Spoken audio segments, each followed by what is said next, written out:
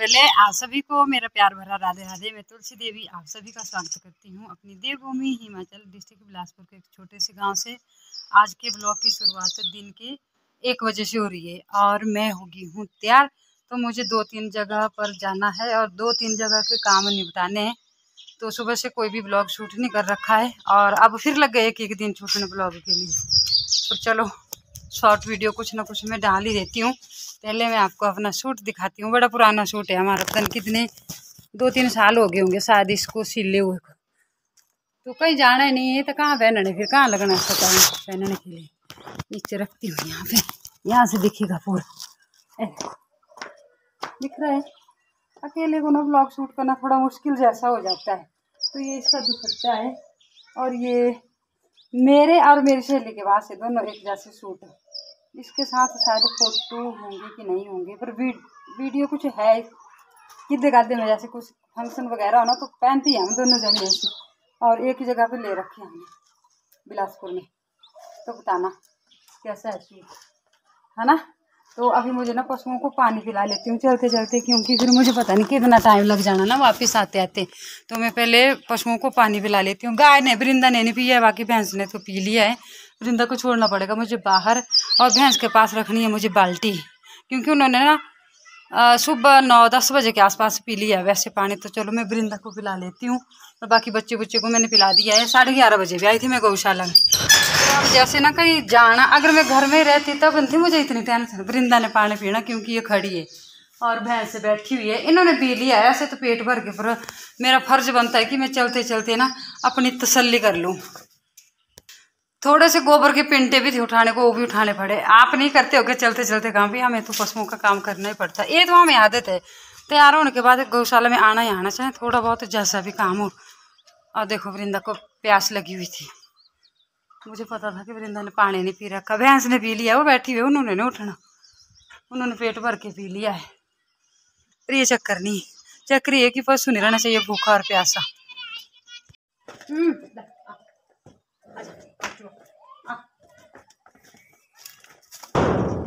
पंखे लगा दिए, दरवाजे बंद कर दिए और अब 5 बजे तक काम फिनिश।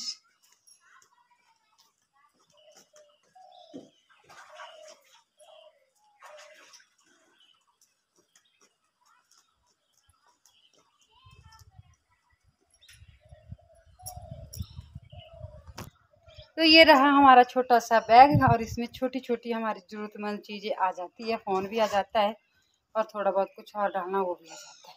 तो ये हमें कहीं भी जाना हो, दुकान के पास जाना हो, चाहे कहीं भी जाना हो, फंक्शन हो छोटा मोटा, तो ये हमारे साथ ही रहता है इस तरह से। दीदी जा रहे हैं एक ही जगह पे दोनों जन। दीदी को भी वही काम है जहाँ मुझे काम है। दीदी के दांत में लगी हुई है दर्द। दीदी बोल रहे दांत पटाने के लिए भी पैसे चाहिए बोले। हाँ सच में। तो सबसे पहले तो मैं पंखा कर लेती हूँ बंद, क्योंकि आवाज़ में फिर गड़बड़ी हो जाती है, साफ साफ नहीं सुनाई देता है ना। ये रही मेरी मशीन और यहाँ पे रहा सूट। पता नहीं क्या क्या सोच कर गई थी घर से, ऐसा भी लाना मैंने, ऐसा भी लाना, इस तरह ये इस कलर की रील लानी थी, वो भी भूल गई। थोड़ा सा इशू चला हुआ था नीचे हमारे मार्केट में, वो मैं आपको बताऊंगी नहीं, क्योंकि इस तरह का इशू सुनने के लिए कोई तैयार नहीं, फिर अलग अलग तरह के कमेंट करने लगेंगे लोग, तो इसलिए मैं बताऊंगी नहीं, ऐसी बात बताऊंगी नहीं। और आज मैं किस पर्पज़ के लिए गई थी घर से, पता नहीं कितनी मैंने चीज़ें लानी थी और कितने मैंने काम निपटाने थे, पर मैं ना कुछ भी नहीं कर पाई और उसकी वजह भी बताऊंगी मैं। पर पहले मैं अपना फ़ोन एडजस्ट कर लेती हूँ, कहीं बड़ी मुश्किल होती है वैसे, है ना। तो 1 मिनट, चादर कहीं ढूंढ रही थी, पता नहीं कहाँ है, बनने दो अब क्या करूँ। उससे पहले तो मैं ये निकाल लेती हूँ, क्योंकि ये दूर की नज़र कमज़ोर है, उसके लिए नज़दीक की ठीक है, नज़दीक का कोई पंगा नहीं है। पता नहीं नोजी में बहुत ज़्यादा खारिश होती है, कभी कभी तो इतनी लगती है ना, अभी पूछो मत, पता नहीं क्या प्रॉब्लम है। अच्छा, आज मैं आपके ढेर सारे कमेंट भी पढ़ूंगी और आज का जो ब्लॉग है ना वो मैं सिर्फ और सिर्फ अपने कमरे में बनाऊंगी आराम से बैठ के, क्योंकि सारे काम जो है मेरे से छूट गए, सारी चीज़ें भी छूट गई, तो इसलिए आज ब्लॉग बनाती हूँ और शेयर करती हूँ मैं आज मेरे से क्या क्या छूटा और क्या क्या काम मैंने नहीं किया था और क्या क्या मैं सोचकर घर से गई थी। घर से चले गए थे 1 बजे और अभी टाइम जो है ना 3:45 हो गए और 4:45 बजे जो है मुझे गौशाला में दूध निकालने जाना था। तो इसलिए टाइम को एडजस्ट करके गई थी घर से कि इतने टाइम में मैं ऐसा करूँगी, इतने टाइम में मैं ऐसा करूँगी। फिर मैं कुछ भी नहीं कर पाई, पहली बात है। और अभी तो मुझे ना कमेंट भी निकालने साथ साथ में बात भी करती रहूँगी। तो क्योंकि काफ़ी दिन हो गए आप लोगों के कमेंट नहीं पढ़ रखे मैंने, तो मुझे पढ़ने हैं, आप लोगों को सुनाने हैं कि किस किस ने क्या क्या लिख रखा है मुझे, है ना। और यहाँ से गए मार्केट में। सबसे पहले तो मुझे लेनी थी रील, ये जो मैं कपड़े सिल रही हूँ इसके लिए, वो भूल गई, ठीक है। और फिर जाना था मुझे शादी में, बस नहीं आई 2:30 बजे वाली, बस आई 3 बजे वाली। आधा घंटा वहाँ पे जो है मेरा ख़त्म हो गया। तो इसलिए मैंने शादी का प्रोग्राम करना पड़ा कैंसिल, क्योंकि फिर पशुओं से भी दूध निकालना था। अगर एक आधा पशु होता ना तब मैं छोड़ भी देती, पर पशु 3 दूध निकालने के लिए, तो फिर मैंने अच्छा नहीं समझा।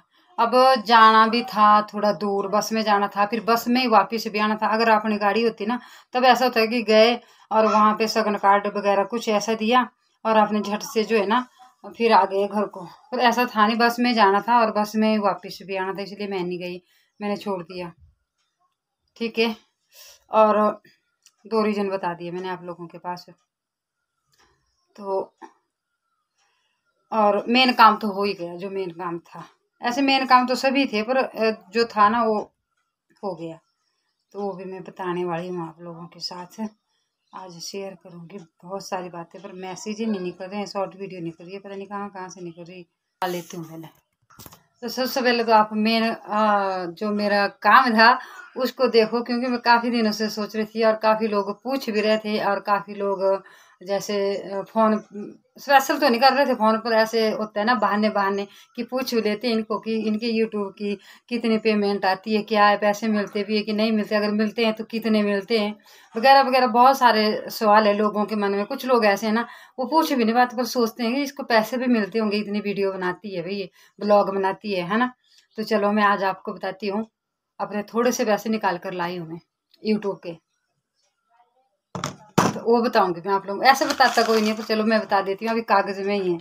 तो मैंने पता क्या सोच रखा था, एक अखबार के कागज़ में लिए लपेट कर रखे थे, क्योंकि मुझे जाना था शादी में और मेरे पास था छोटा सा बैग, जो मैंने आपको सुबह ही बता दिया था। फिर इस बैग को लेकर जा रही हूँ, ये वाला बैग था, ये देखो ये वाला।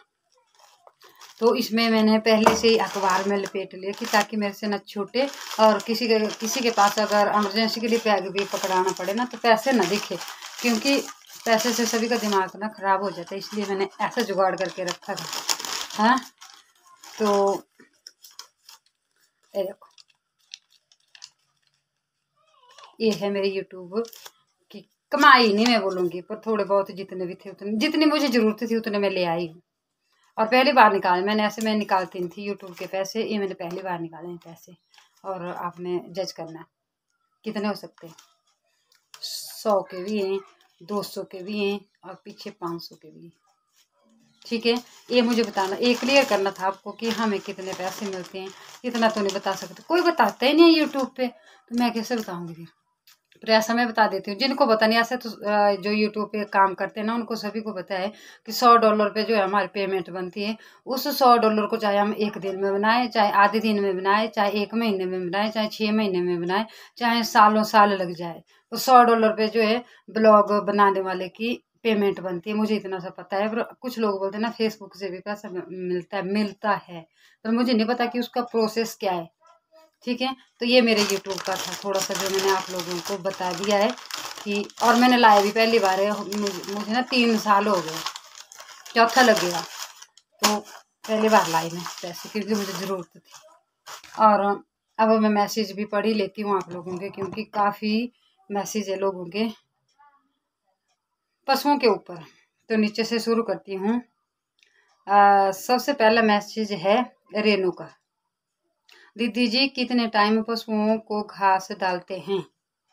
और दूसरा मैसेज है जय राजपूत जी का। दीदी जी दूध क्या रेट जा रहा है आपके यहाँ। भैंस का 60 से ऊपर जा रहा है। अभी ये कौन है? पूजा का फोन आ गया। पहले मैं फोन अटेंड कर लेती हूँ क्योंकि थोड़ा सा इशू था मार्केट में, जिसके पर्पज पे मुझे ना फोन आ रहा है। मैं इनसे बात कर लेती हूँ पहले, है ना। तो चलो थोड़ी सी बात हो गई है हमारी, और अब हम फिर चलते हैं अपने कमेंट के ऊपर। हमारे मतलब ग्रेविटी के हिसाब से जाता है कि क्या ग्रेविटी आती है, वो काम देने वाले खुद ही निकालते हैं, फिर हमारे को मतलब मैसेज आता है फोन में वैसे, है ना। तो ग्रेविटी और जो ग्रेविटी होती है ना उसके हिसाब से ऐसे तो हमारी भैंस का दूध जो है ना 60 से ऊपर और 70 के आस मतलब 70 से ऊपर नहीं जाता, कभी चली भी जाता है बीच बीच में, 80 तक नहीं पहुंचता, 70 से ऊपर चला जाता है वैसे बीच बीच में, है ना। और तीसरा मैसेज है, नाम पढ़ने में भी टाइम लग रहा है। तो तीसरा मैसेज है उपरांश प्रासर, गलती अगर गलत नाम हो गया होगा तो क्षमा करना। बोल रहे हैं नमस्ते आंटी जी, आंटी जी कभी आना पालमपुर में, आप मेरे घर भी आना, भगवान ने चाहा तो कभी पालमपुर साइड अगर घूमने आएंगे ना, कभी कभी कभी कभी अगर प्रोग्राम बना तो जरूर आएंगे, है ना। और एक मैसेज और, इनका भी अपना चैनल है PM सोई, तो इनका ये वेरी नाइस ऐसा लिखा हुआ है। और एक अगला मैसेज फिर रेणु जी का आ जाता है। बोलते हैं जी आप कितनी बार पशुओं को घास डालते हैं और कितना डालते हैं। मैंने पता नहीं कितनी वीडियो बना रखी है कि हम इतने पशुओं को इतने टोकरे डालते हैं, इतने पशुओं को इतने टोकरे डालते हैं, और इतने इतने बजे हम घास देते हैं। ज़्यादातर मेरी वीडियो तो 4 या दाने के ऊपर ही है पशुओं के, क्योंकि ज़्यादा काम मैं पशुओं का ही करती हूँ। तो वैसे मैं यहाँ पे भी बता देती हूँ कि हम देते हैं सर्दियों में 2 टाइम, और आजकल 3 हो जाता है वैसे, है ना। तो लग जाता है कि पशु अगर भूखा है थोड़ा तो तीसरी बार भी डालना पड़ता है, ऐसे हम 2 ही बार देते हैं घास पशुओं को। ठीक है, सुबह 9 बजे और शाम को 7:30 बजे आजकल, और फिर बीच में अगर ज़रूरत पड़े तो 1-1:30 बजे भी दे देते हैं। ठीक है। और अजय राजपूत जी का एक मैसेज और है। बोल रहे हैं काउ एंड बफेलो का मतलब एक मैसेज और होना इसका कहीं भी। अच्छा, ये नीचे 2 मैसेज कर रखे ना, आगे पीछे हो गए हैं। दीदी जी दूध क्या रेट जा रहा है आपके यहाँ, काऊ और बफेलो का? तो बफेलो का मैंने बता दिया है, और काऊ का जा रहा है 45-50 इसके बीच में। 45 ठीक है ना, तो 50 के ऊपर भी चला जाता है वैसे, ज़्यादातर 45 से 50 के बीच में रेट है। ठीक है। और आशा रानी बोल रही है राधे राधे जी, आपको भी राधे राधे। और करण राणा जी ने इमोजी भेज रखे हैं। और पहाड़ी टॉप सोन सिंह जी ने मैसेज लिखा है जय श्री राधे जय श्री कृष्णा। भैया आपको भी जय श्री राधे जय श्री कृष्णा। और पशुओं के बारे में थोड़े से मैसेज है वो मैंने आपके साथ रिपीट कर दिए हैं। कुछ भी नहीं दिखाना है मुझे, मेरे कुछ काम भी नहीं बना है आज, जो बना था वही बना है, बाकी जो मैंने सोच रखा वो एक भी नहीं बना। अब कुछ नहीं करना, बथेरा हो गया ये, अब नहीं ज़्यादा कुछ नहीं करना मुझे। और शॉर्ट वीडियो मैंने एक डाल रखी थी तो वहाँ पे मैसेज आ रखा, भी आपने ऐसा क्यों बोला, भी ऐसा क्यों लिखा कि गौरी घर आ गई है, क्योंकि मैं ऐसा सोचती हूँ कि जैसे गौरी आ गई है घर।